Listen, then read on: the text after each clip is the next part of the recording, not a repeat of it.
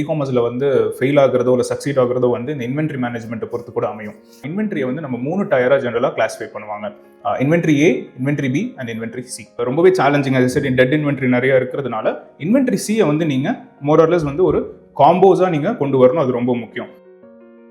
Hi, இ-காமர்ஸை பொறுத்த வரைக்கும் inventory management அப்படின்றது ரொம்ப ஒரு குரூஷியலான ஒரு விஷயம். ஸோ நிறையா பிராண்ட்ஸ் பார்த்தீங்கன்னா அவங்களுக்கு வந்து இ-காமர்ஸில் வந்து ஃபெயில் ஆகிறதோ இல்லை சக்சீட் ஆகிறதோ வந்து இந்த இன்வென்ட்ரி மேனேஜ்மெண்ட்டை பொறுத்து கூட அமையும்.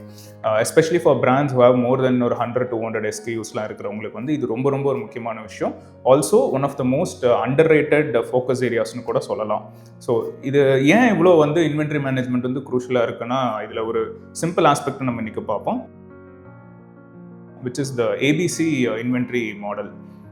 பொதுவாக ஏபிசி அப்படின்றது வந்து என்னென்னா இன்வென்ட்ரியை வந்து நம்ம 3 டயராக ஜென்ரலாக கிளாஸிஃபை பண்ணுவாங்க. Inventory A, inventory B and inventory C. இதில் இன்வென்ட்ரி ஏல பார்த்தீங்கன்னா என்ன அப்படின்னா உங்களோட இருக்கிற ப்ராடக்ட்ஸில் வந்து ஒரு டாப் 20% ஆஃப் த ப்ராடக்ட்ஸ் வந்து ஜென்ரலி இந்த இன்வென்ட்ரி ஏன்னு நம்ம கிளாஸிஃபை பண்ணுவோம், which is your best sellers are fast moving products. So இந்த 20% ப்ராடக்ட்ஸ் வந்து ஆல்மோஸ்ட் 80% ஆஃப் யுவர் ரெவன்யூக்கு கான்ட்ரிபியூட் பண்ணும். ஆல்சோ வந்து இது எல்லாமே பார்த்தீங்கன்னா ரொம்ப fast moving and fast velocity உள்ள ப்ராடக்ட்ஸாக இருக்கும். ஸோ இதுதான் வந்து உங்களோட forefront of your products and forefront of your பிராண்டாக யூஸ்வலி இருக்கும். ஸோ இது வந்து the best sellers are the top 80% revenue தரக்கூடிய அந்த 20% ப்ராடக்ட்ஸ் வந்து இன்வென்ட்ரி ஏ அப்படின்றதுல கிளாஸிஃபை ஆகிடும். இன்வென்ட்ரி பி அப்படிங்கிறது என்னென்னா உங்களோட அடுத்த ஒரு 30% ஆஃப் யுவர் ப்ராடக்ட்ஸ் வந்து ஜென்ரலி இன்வென்ட்ரி பி. இது பார்த்தீங்கன்னா உங்களுக்கு வந்து ஒரு 15% ஆஃப் யுவர் ரெவன்யூக்கு இது கான்ட்ரிபியூட் பண்ணும்.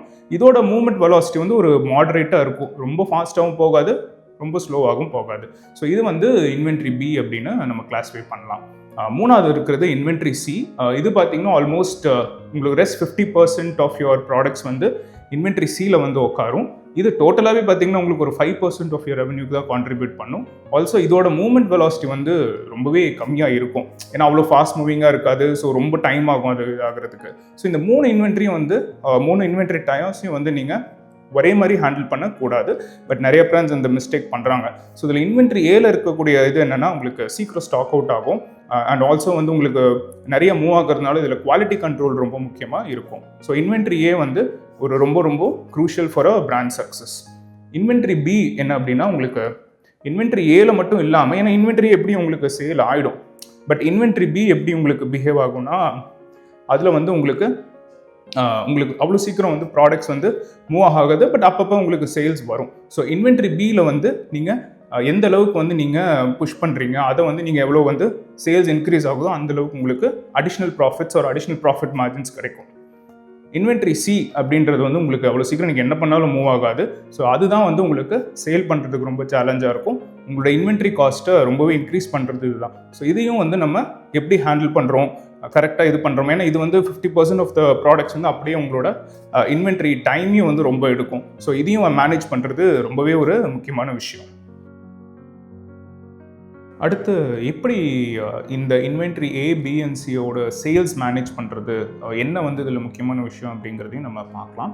ஸோ இன்வென்ட்ரி ஏ வந்து ஆஸ் செட் ஏர்லியர் வந்து ஆட்டோமேட்டிக்காக வந்து அது எப்படியும் சேல்ஸ் நிறையா ஆகிடும். ஸோ ரெகுலர் ஆட்ஸ்லேயே பார்த்தீங்கன்னா இது உங்களுக்கு மூவ் ஆகிடும். ஸோ இதில் வந்து உங்களுக்கு சேலஞ்சஸ் வந்து ஜென்ரலாக கம்மியாக தான் இருக்கும்.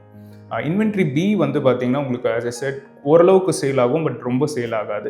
ஸோ இதை எப்படி நம்ம ஹேண்டில் பண்ணோம்னா இன்வென்ட்ரி பியை வந்து ஒரு ப்ராடக்ட் ஏவோட லேண்டிங் பேஜில் ஒரு ப்ராடக்ட் பேஜில் வந்து நீங்கள் இதை வந்து ஒரு கிராஸ்-செல் ப்ராடக்டாக நீங்கள் ஆட் பண்ணலாம். ஸோ ஆல்ரெடி ப்ராடக்ட் ஏ வாங்குறவங்களுக்கு வந்து கூட இதையும் வந்து நீங்கள் காமிக்கிறதுனால உங்களுக்கு இதோட சேல்ஸும் கொஞ்சம் கம்பேரிட்டிவ்லி இன்க்ரீஸ் ஆகிறதுக்கு சான்ஸ் இருக்குது. ஸோ மேலே ஏ ப்ராடக்ட் இருக்குது அப்படின்னா நீங்கள் இப்போ அமேசான்லாம் பார்த்தீங்கன்னா ஃப்ரீக்வெண்ட்லி பாட் டுகெதர் அந்த மாதிரி இடத்துல வந்து A+B ஒரு A+B+ இது 3 ப்ராடக்ட், அதாவது ப்ராடக்ட் 1, 2, 3 இந்த 3 சேர்த்து வந்து ஒரு ப்ரைஸு ஒரு ஜென்ரலி இது வாங்குறாங்க அப்படின்னு காமிக்கிறப்ப உங்களுக்கு அது வந்து மூவ் ஆகும். ஆல்சோ நீங்கள் ரெக்கமெண்டட் செக்ஷன்ஸ்லேயும் இந்த ப்ராடக்ட்ஸ் வந்து ஜென்ரலாக வைக்கலாம். ஸோ உங்களுக்கு இதுவும் வந்து சேல்ஸ் வந்து ஏவோட சேர்த்து இந்த பி ப்ராடக்ட்ஸும் சேல் ஆகும்.